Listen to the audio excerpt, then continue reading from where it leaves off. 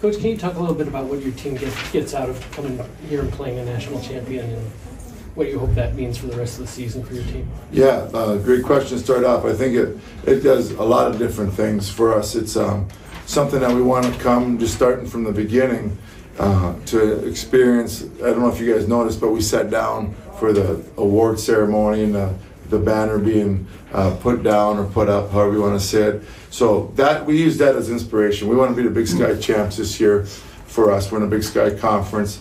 And then the other part of it, no matter what happened tonight, obviously when you prepare for a game like this, you're hoping for upset of the century, right? Coming in here and do it. And it was pretty apparent midway through the second half that wasn't happening. So you try to build your team as you move forward. And the other thing too is they were able to see our two games, our exhibition game and our scrimmage. So they got good scouts on us, so we can adjust, see how teams are playing us, and it's nothing but a win-win for us right now.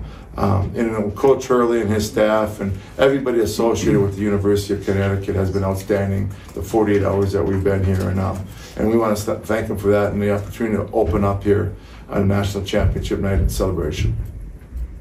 You guys were on your bench during the ceremony? Yeah, we came out. So Coach Russo, Tim Russo, was a GA here last year and was part of the team that won a national championship.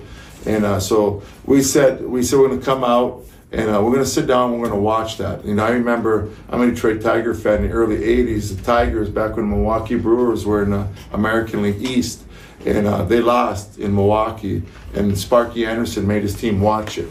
And then they went on and won a World Series a couple years later in 1984. So that's something I said, this will be good for our team. And the other thing too is we love the game of basketball. We want to be respectful to the team that's having us here. And great ceremony, as I said, by everybody. Really cool to see all those 5 teams kind of talked about in the video. And but our guys, again, we use that as motivation to, hey, that's going to be us as we build this program.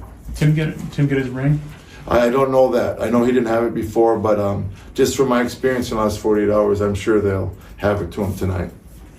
What are your impressions of UConn? They're really good.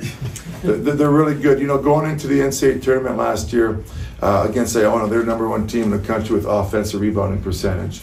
And I know they ended the year #2 just because of the next 5 teams they played in the NCAA tournament. So, I don't know their identity. I don't pretend to know UConn basketball, but when you have a team that's that good and, going through the NCAA tournament, I thought the impression was that we're going to have to control the boards. And they did such a good job too. Like, we're outsized by them, and they kept going over the top with us with their ball screen action and their zoom actions. And but the other impression is they're very physical. But that's why you play these games. We're the only team in our conference now playing a non-D1. For that reason, we want to know what we have to compete against. And the other thing too, is that we want to go to the NCAA tournament. And when you play one of these type of teams in the NCAA tournament, it'll be in a neutral court. I mean, the student section, I've been fortunate enough to coach in a lot of electric environments, and this is by far the best one.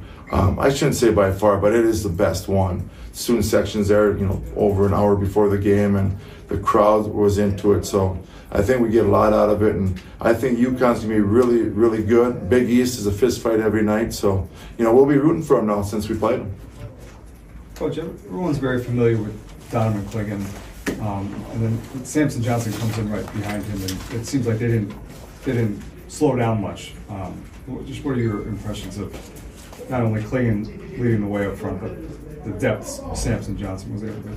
Yeah, I would say Johnson, I don't know the Big East as well as you guys do, but I would say he probably starts on other teams in the conference, right? And you talk about power schools, he'd probably start in a lot of different schools. So I don't know the young man, but to stay here in the day of the transfer portal says a lot about him.